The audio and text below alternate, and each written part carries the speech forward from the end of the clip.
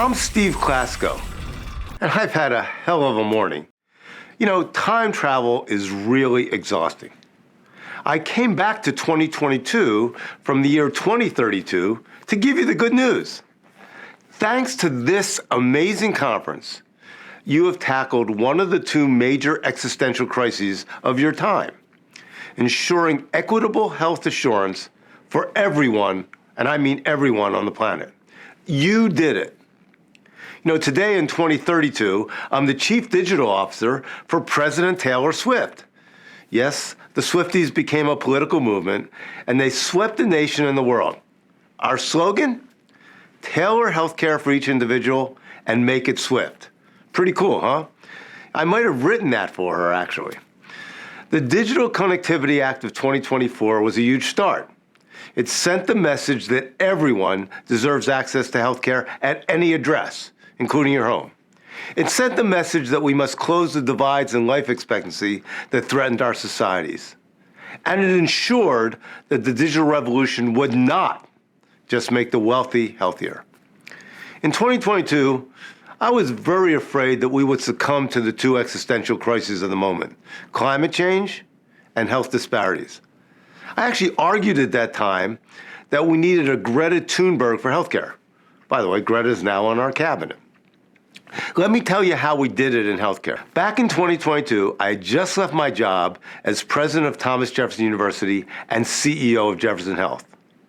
My mission at that time had been helping a 198-year-old institution act like a startup company. And boy, for any of you who have been in academic medicine, it wasn't easy. In that old era, innovation was fragmented. Vendors spent their days begging hospitals to hear about their revolutionary new products. Too many businesses showed up ready to fail fast and move on, which was a deadly strategy in healthcare. Instead, when I was at Jefferson, we created partnerships based on what we called responsible innovation, putting ethics first by ensuring that we looked out for the human being in the middle as offline met online.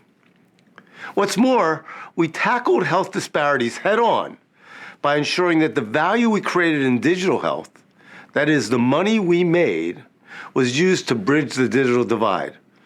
We set out to close the gap, and we partnered with companies throughout the world.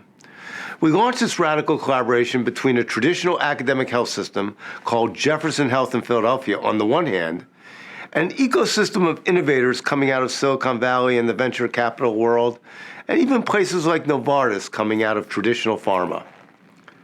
Our biggest announcement in October of 2021, Jefferson created an all-in partnership with the Health Assurance Network of companies backed by the venture capital firm General Catalyst.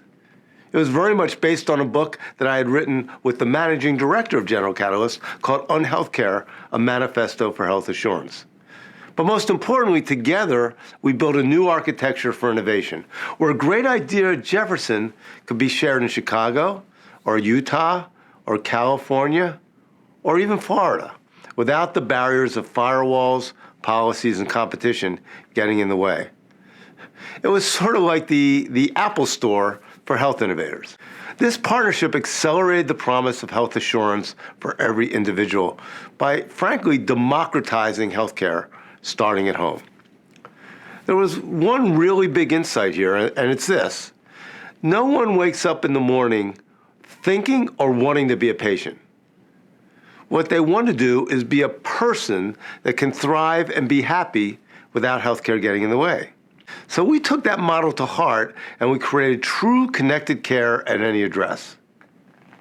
But listen, none of this would have mattered if we hadn't made health equity our goal. That's why in 2021 we announced a major partnership with Novartis called Closing the Gap. We needed to understand exactly how preventable cardiovascular disease hit underserved neighborhoods so hard. By the way, we couldn't do that from sitting in my executive office in the hospital. So what we had to do was we built trust with people in those communities to tackle the issues of screening, diagnosis, care, and prevention. We took it to barbershops, hair salons, churches, community centers, homes. I was on a radio show every Sunday coming into people's living rooms. It worked. So, lessons learned? Trust matters. In fact, trust is so much more important than technology. We tend to get really excited about the shiny new objects. You have to start with trust. And ethics is in the beginning of that trust. Trust is central to every radical collaboration, and it's central to our relationship with the people we serve. Once we establish that trust by going out into the neighborhoods, then the technology naturally followed. You know, it turns out that this revolution that you'll be hearing about over the next 10 years had a couple of key outcomes. It reduced the overall cost of care. It used technology to deliver care to anyone, anywhere, and it helped prevent sick care. Our motto became, how do we assure the health of folks starting at home? And bottom line, it was better for everyone, regardless of their income. I almost forgot about COVID-19. You probably want to know what happened. Well, on January 2nd, 2032, a mutant strain of an RNA-encapsulated virus was detected in Australia. Of course, people old enough to remember the dark days of early 20 and the COVID-19 crisis, especially healthcare workers, immediately panicked. But it was only for a second, and then they smiled. Because they knew that healthcare had evolved from a broken, fragmented, expensive, inequitable sick care system to a health assurance system where most of their care happens at home. So AI bots instantly identified the new illness, wearables picked up immediate physiologic changes and signaled individuals to self-isolate, home 3D printers cranked out the appropriate filtration masks for the new virus. Anyone panicking, remembering what happened in 2020, could trigger an immediate connection with their bot psychiatrist or psychologist to start monitoring depression or anxiety. Medications, of course, are delivered by drone, so that was pretty easy. With 10G broadband connectivity a given, and of course, with the heroism of our leaders making broadband an absolute like electricity and plumbing in 2025, schools and workplaces were now gathering spaces, not human warehouses, and easily converted to all virtual activity. Most importantly, a rapid team of public health professionals, providers, and even business leaders made the rounds of retirement villages to ensure the safety of vulnerable people in communal living. There was this logic where everyone got together to make sure that the most vulnerable people were taken care of first, that it started at home, and that we were making decisions together. Our decade of work to close the gap and reverse health disparities paid off. The new virus found no foothold in poor communities. Regardless of income, the full strength of healthcare was immediately available wherever it was needed to prevent the spread of illness and aid those who were ill. Just as had been true in your time in 2022, where people had access to Amazon, could still get goods. Now, for the first time, regardless of where you were able to access healthcare at a concierge level. Truly, healthcare at any address, no matter where. Because the locus of healthcare had shifted to the home, individuals were in charge of their own health. And the system had become adept at assessing and helping to build community resiliency and family strength.